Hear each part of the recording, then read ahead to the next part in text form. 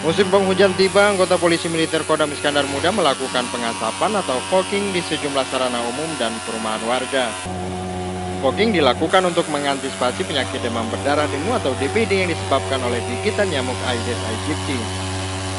Menurut Wadan Pom Dam Iskandar Muda, Letkol Nasrun, tindakan pengasapan yang dilakukan di rumah warga, sekolah, dan masjid untuk mencegah penyebaran penyakit demam berdarah, terutama di daerah perkampungan padat penduduk.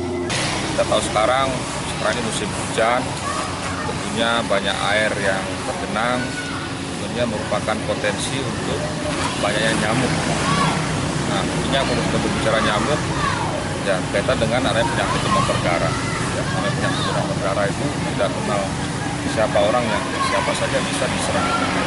Aksi yang dilakukan TNI ini mendapat sambutan positif dari warga. Sebelumnya tercatat belasan warga terserang penyakit demam berdarah dan dirawat di sejumlah rumah sakit di kota Banda Aceh. Dari kota Banda Aceh, Taufik Lana melaporkan untuk Aceh Video.